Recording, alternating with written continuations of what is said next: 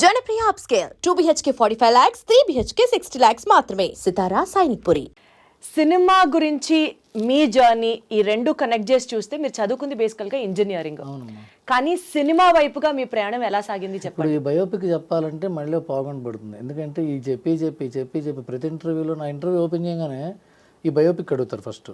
ఈ బయోపిక్ చెప్పేలో పావుగంట అవుతుంది. పావుగంట ఇది మళ్ళీ మొదలు పెట్టాడు రా బాబు అంత డీటెయిల్ గా చెప్పొద్దు. Exactly sir. ఇంజనీరింగ్లో నా క్లాస్మేట్ కొరటాల శివ గారు, అతను నేను రూమ్మేట్స్. నాకు అప్పటి నుంచి సినిమా ఇంట్రెస్ట్ ఉండేది. వాళ్ళ మామగారు ఏమో పోసాని కృష్ణమురళి గారు, వాళ్ళ మేనమావ. సో నా ఇంట్రెస్ట్ చూసి తను నన్ను మురళి గారి దగ్గర తీసుకొచ్చి పరిచయం చేశాడు. నేను అప్పట్లో రైటర్స్కి అసిస్టెంట్లుగా ఉండేవాళ్ళు. కొన్నాళ్ళు వర్క్ చేసి అట్లా బ్రేక్ తీసుకోండి. ఆయన దగ్గర 4 ఏళ్ళు పనిచేసి ఆ తర్వాత సత్యం సినిమాతో నాగార్జున గారి ద్వారా ఇంట్రడ్యూస్ అయ్యాను. సార్ యాక్చువల్లీ మీ ఇంటర్వ్యూస్ మీరు చెప్పిన ప్రతి చోట విన్నదాన్నే మీ గురించి బేసికల్గా విజయవాడ మనిషి అన్న తర్వాత కొంత అసెస్ చేసుకోగలిగిన దాన్నే. నా పాయింట్ ఏంటంటే సార్, ఈ పాయింట్ కూడా మీ గురించి విన్నాను. మీకు పాలిటిక్స్ అన్నా లేకపోతే అటువైపు న్యూస్కి సంబంధించి కరెంట్ ట్రెండింగ్ ఇష్యూస్కి సంబంధించి you also have your angle, your opinion. Exactly. ఇవన్నీ ఉన్నప్పుడు సార్ ఒక పర్సనాలిటీ ట్రైట్ చెప్తున్నా నేను, ఒక తెలియని, ఒక డామినెంట్, ఒక ఈగో ఉంటుంది. అది ఈగో అనాలా, యాటిట్యూడ్ అనాలా, ఇట్స్ అ పర్సనాలిటీ ట్రైట్ అనాలా, it differs from person to person and the ideology of the person also. మీరు అసిస్టెంట్గా వర్క్ చేస్తున్నప్పుడు చాలామంది రైటర్స్ దగ్గర డిఫరెంట్ మైండ్ సెట్స్ని చూసినప్పుడు మీ ఈగో ఎలా షేప్ చేసుకున్నారు sir? Because you are a kind of a person where మీకు సినిమా ఇష్టం, రోజు సినిమాలు చూస్తారు, లీలామహల్కి వెళ్ళి చూసేవారని కూడా మీరు చాలా ఇంటర్వ్యూలో చెప్పారు. As a person who would fit in to the industry మీ ఈగోని ఎట్లా షేప్ చేసుకున్నారు చెప్పండి. I will tell you one thing. Ego is not a bad thing. No అసలు మాట్లాడండి. మీకు ఇదే మీ ఇంటర్వ్యూలతో మీకేమో ఎక్కువ తెలుసు అనుకుంటారు. చెప్పేవాడు మాట వినరు. చెప్తుంటే మాది బెజవాడే మీది బెజవాడే అంటారు, పచ్చిమిరకాయ బజ్జీలు అంటారు. చెప్పరండి. ఓకేనా? ఇప్పుడు ఈగో అనేది ఎప్పుడు కూడా perspective. Objective is not ego. ఆబ్జెక్టివ్గా చూసేటప్పుడు అది సెల్ఫ్ కాన్ఫిడెన్స్ అవుతుంది, సెల్ఫ్ రెస్పెక్ట్ అవుతుంది, ఒక పర్స్పెక్టివ్ టువర్డ్స్ లైఫ్ అవుతుంది. ఈగో అనేది ఏంటి? పర్స్పెక్టివ్ అన్నమాట. ఇతను ఈగోయిస్టిక్ లేకపోతే ఇతను ఈగోలెస్ పర్సన్ అనేది బయట పాయింట్ ఆఫ్ వ్యూ షాట్. మనకి మనం పెట్టుకునే షాట్ ఏంటంటే ఆబ్జెక్టివిజం. నేను ఈ రకమైన జీవన శైలిని అవలంబించాలి, నాకు జీవితంలో ఇది కావాలి, ఇది కావడానికి నాకు ఇవి పాటించడానికి కరెక్ట్గా ఉన్నాయి. నా అనుభవాలు, నా ఎదురు దెబ్బలు, నా చిన్న విజయాలు, నా చుట్టుపక్కల వాళ్ళు ఇచ్చే నాలెడ్జ్, వాళ్ళ అనుభవాలు రంగరించి ఒక దారి వేసుకుంటాం. మనం ఒక దారి వేసుకుంటాం. ఈ దారిలోనే వెళ్తా, ఇదే రైటు అని మనం పట్టు కూర్చుంటే అవతల వాడు చెప్పే మాట వాడికి ఇగోరా అని. వాడేంట్రా బాబు వాడు మాట ఏంటో, వాడికి అంత యాటిట్యూడ్ ఏంటంటే మనకేంటి ఈ దారి క్లారిటీ, ఇంకో దారి మనకు తెలియదు. అటు వెళ్తే ఏమవుతుందో, ఇప్పుడు విజయవాడ నుంచి హైదరాబాద్ రావాలంటే వయా సూర్యాపేట రావాలి, కోదాడ సూర్యాపేట, నందిగామ కోదాడ సూర్యాపేట, ఇంకోటి ఏదో ఊరు, తర్వాత ఆర్ఎఫ్సి, తర్వాత హైదరాబాద్. ఇది ఫిక్స్ కాదండి. మీరు పని చేయండి, మీరు ఖమ్మం వెళ్ళి ఖమ్మం నుంచి వచ్చి మళ్ళీ అదేంటి సూర్యాపేట జాయిన్ అవ్వండి, లేకపోతే గుంటూరు నుంచి నాగార్జున సాగర్ మీద వెళ్ళి అటెటో వెళ్తే ఇది చెప్తాం, మాకు ఇది ఫిక్స్ అని మనం అనుకున్నాం అనుకోండి. పక్కన కూడా మాట ఏంటంటే బాబు అది బాగుంటుందంటే అది ఈగోయిస్టిక్ ఫెలో అనొచ్చు. లేకపోతే మన ఆబ్జెక్టివిజం అంటే నా ఇంట్రెస్ట్, నాకు ఏది కావాలో అది నా ఇంట్రెస్ట్ కోసం నేను పెట్టుకున్న రూల్స్, నేను పెట్టుకున్న నిబంధనలు దాటకపోగా మీతో నాకు పని ఉంటే మిమ్మల్ని కూడా నేను ఇన్ఫ్లుయెన్స్ చేసేవో, లేకపోతే మీ పద్ధతులు నాకు నచ్చలేదని ఖరాఖండిగా చెప్తేనో ఈగో అంటారు. And egoism is a great philosophy. Objectivism, egoism, Ayn Rand పెట్టిన ఫిలాసఫీ. ఈగో ఉండాలంటారు. ఈగో లేకపోతే అంటే ఏంటి? Self centredness, self interest. నాకు ఇది కావాలి, నేను ఇలాగే, నాకు ఇదే కరెక్టు. దీంట్లో నా ఉంది చూసారా, అదే ఈగో కదా. ఇప్పుడు ఆ నా అనేది ఫిజికాలిటీ లెవెల్లో లేదు, సైకలాజికల్ లెవెల్లో లేదు, ఫిలసాఫికల్ లెవెల్లో, స్పిరిచువల్ లెవెల్లో ఉందంటే రమణ మహర్షి చెప్పిందే, నేను ఎవరు అని తెలుసుకో అంటారు. అవును సార్. వెస్ట్రన్ ఫిలాసఫీలో ఏంటంటే నువ్వే గొప్ప అని తెలుసుకో అనేది ఏం రా అని చెప్పింది. సో నేను ఇప్పుడు ఇదంతా ఈ సొల్లంతా పక్కన పెడితే నేను పోసాని కృష్ణమూర్తి గారి దగ్గర పనిచేశాను. కరెక్ట్. తర్వాత రకరకాల సినిమాలకి రైటర్గా పనిచేశాను. తర్వాత ఏమవుతుందంటేనండి, మన ఇంట్రెస్ట్ని ప్రమోట్ చేయడం కోసం కొంత దూరం వెళ్తాం. But cinema is a collective work. Cinema is a collective work. When a collective work is nurtured or when a collective work is built, for any collective work there needs to be a leader. That leader is a director. In many cases it's a director. In some cases it is the producer whose vision he wants to envision through this group of people. And hero, I want this kind of a film, and he can produce it, and he is the director who is the captain of the technicians. అలాంటప్పుడు ఒక రైటర్కి ఉండే అభిలాష చాలా పరిమితులు ఉంటాయి. ఆ పరిమితులకు లోనయ్యే అభిలాష తీర్చుకోవాల్సి ఉంటుంది. అలాంటప్పుడు ఇలాంటి కొన్ని సినిమాలు మనం పూర్తిగా పనిచేయలేకపోవచ్చు. కొన్ని సినిమాలు మనం పూర్తిగా మన కోరికల్ని, మన వ్యక్తిత్వాలని, మన అభిరుచుల్ని చెప్పలేకపోవచ్చు. అందుకనే ఈ సోషల్ మీడియాలోనో లేకపోతే ఇట్లా మీలాగటి కాస్త సెన్సిబుల్గా అడిగితే క్వశ్చన్లు చెప్పడం గానో ఇలా జరుగుతూ ఉంటుంది. లేకపోతే కాగితం మీద రాసుకోవటం, లేకపోతే పుస్తకాల్లో వచ్చేసుకోవటం, లేకపోతే 10 మందిని కూర్చోబెట్టి సొల్లు కబుర్లు చెప్తూ మనం దాంట్లో కీర్తి కండు తీర్చుకోవడం జరుగుతుంటుంది. అది సో బేసికల్గా I mean did I answer your question? You did answer, కానీ అది కొంచెం డీటెయిల్డ్గా లోపలికి ఎన్విసేజ్ చేద్దామని అనుకుంటున్నాను.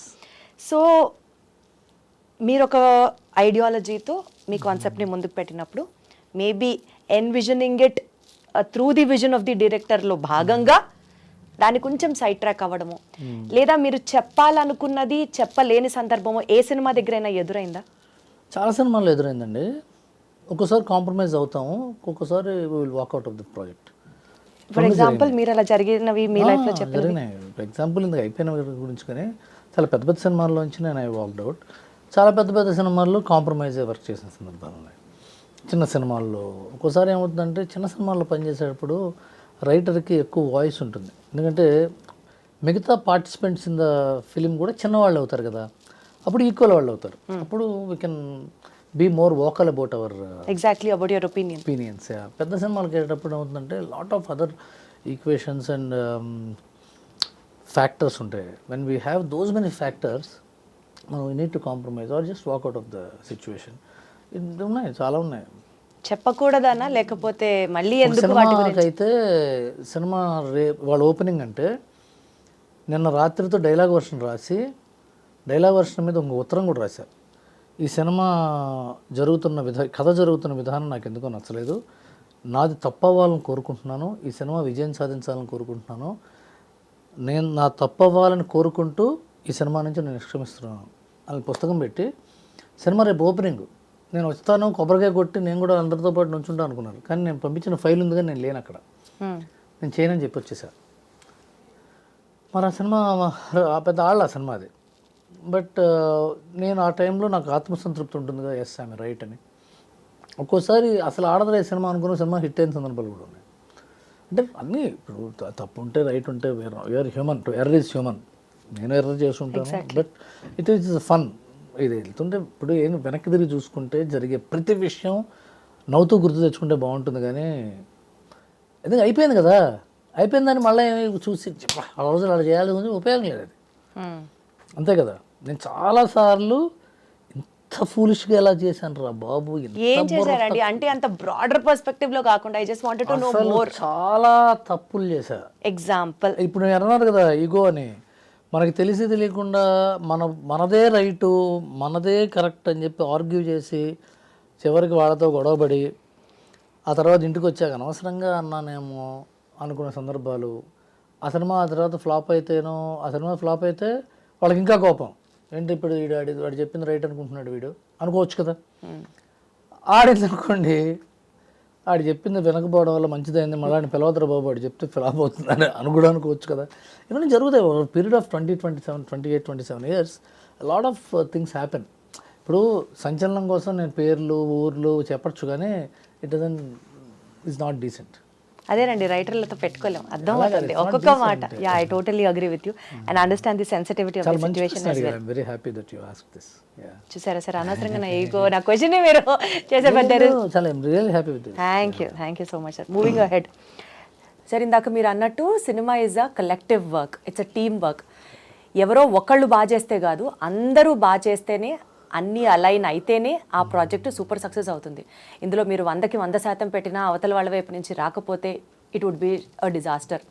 లేదు వేరే వాళ్ళు సరిగ్గా చేయకుండా మీరొక్కరే చేశారు అని అన్నా it will not bring out any good thing. ఈ ప్రాసెస్లో మీరు విపరీతమైన హార్డ్షిప్స్ ఫేస్ చేసి అమ్మయ్య ఒక ప్రాజెక్ట్ని గట్టెక్కించేది సూపర్ సక్సెస్ అయిన ఒక ఇన్స్టెన్స్. ఒకటి కాదు, 2 ఉన్నాయి. ఒకటి నా ఫస్ట్ పిక్చర్ సత్యము, సుమంత్ది. రెండోది పరుగు, బన్నీ గారిది. రెండింటికి విచిత్రమైన సమస్యలు. ఒకటి పర్సనల్ సమస్యలు, ఒకటేమో సినిమా సమస్యలు.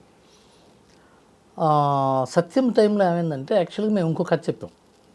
నేను శ్రీహరి నాను అని నా ఫ్రెండ్, నా రూమ్మేటు. తన తర్వాత సత్యభామంత్ సినిమా చేశాడు. భరత్ అని నేను సినిమా రైటర్, తను డైరెక్టర్గా, నేనేమో రైటర్గా వెళ్ళాం. వెళ్తే మేము చెప్పిన 2 ఏళ్ళు తిరిగిన తర్వాత ఆ కథ వద్దన్నారు, ఈ సినిమా వద్దండి అన్నారు. 2 years తిరిగిన తర్వాత అసలు అంటే ఏమైంది, వాళ్ళ తప్పు కాదు. ముందు సుప్రియ గారు విన్నారు, ఆవిడకి బాగా నచ్చింది. ఆ తర్వాత సుమంత్ గారు వింటే ఆయన కూడా బాగా నచ్చింది. ఆ తర్వాత నాగార్జున గారు విన్న తర్వాత ఇది సుమంత్కి సూట్ అవుతున్నారు. And they are right, they were actually right. మేము చిన్నపిల్లలం కదా, నాగార్జున గారు అంత పెద్ద మనిషి నో అన్నాడంటే చాలా ఇది అయిపోయిన తర్వాత అప్పుడే సూర్యకిరణ్ పరిచయం అయ్యాడు వాళ్ళకి. అప్పుడే వేరే పని మీద వచ్చాడు తను, సత్యం డైరెక్టర్. నాగార్జున గారు చూసి ఇతన్ని పెట్టుకుని రైటర్గా ఇంకో కథ రాయవాను అన్నారు. అంటే పోయింది అవకాశం అనుకున్న 9 నిమిషాల్లో ఇంకో అవకాశం వచ్చింది. 10 నిమిషాలు కూడా కాదు. ఓకే నేను లేదా వెళ్ళిపో అన్నారు. బయటకు వచ్చారు. అదేమో సూర్యకిరణ్ ఈ రైటర్ని పెట్టుకో, ఇతను బాగానే చెప్తున్నాడు అన్నారు Nagarjuna garu. Supriya use to like me lot. అంటే we are all one age group and I was enthusiastic. She was new with the studio and she's now doing great. And Sumantha Garu is very close, my first heroine. And they were also happy that I'm on board. So start చేసాం సత్యం. ఆ సత్యం జరుగుతున్న టైంలో మన్మధుడు start అయింది. So అందరి focus దాని మీద ఉంటుంది. మేము ఇట్లా మొహాలేసు, మేము కొత్త డైరెక్టరు, కొత్త రైటరు, హీరోనేమో ఇంకా అప్పటికి సక్సెస్ రాలేదు సుమంత్ గారికి. కరెక్ట్గా అదే టైంలో నాకు పెళ్ళి మా మేనమా కూతురుతో. అప్పటికి ఇంకా పెళ్ళి మా ఇంట్లో వాళ్ళు ఉంటే పెద్ద ఒప్పుకోవాలి. వీడు ఇంకా సినిమాల్లో ఉన్నాడు, వీడు ఏం చేస్తాడో సాధిస్తాడో లేదు తెలియదు. మేమిద్దరం పెళ్లి చేసుకుందాం అనుకున్నాం. సో నేను చాలా కన్ఫ్యూజన్లో ఉండేవాడిని, చాలా టెన్షన్గా ఉండే.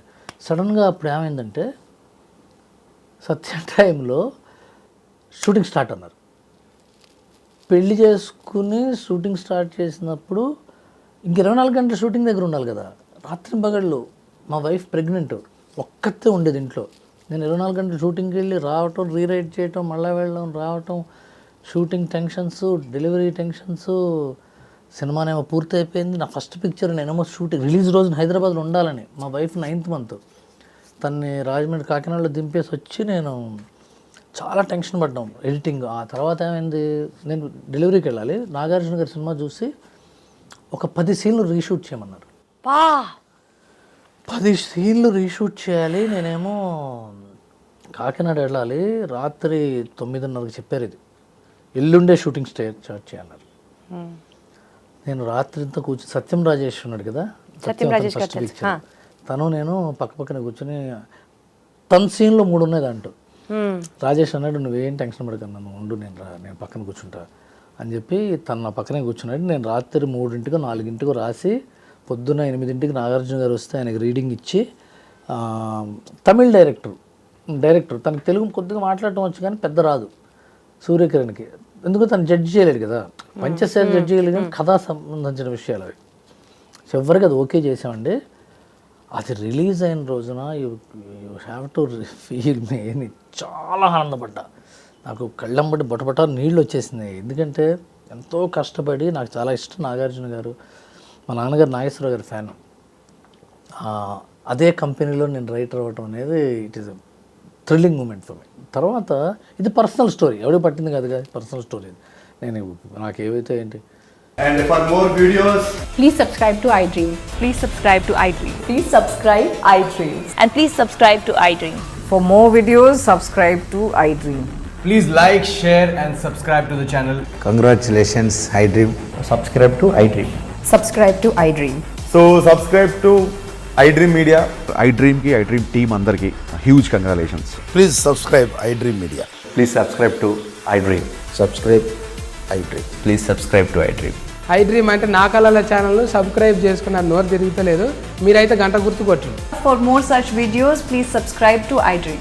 Subscribe to iDream. Please subscribe to iDream. Please subscribe iDream Media. Please do subscribe to iDream. Please subscribe to iDream Media. For best entertainment and information, please subscribe iDream. And don't forget to subscribe to iDream.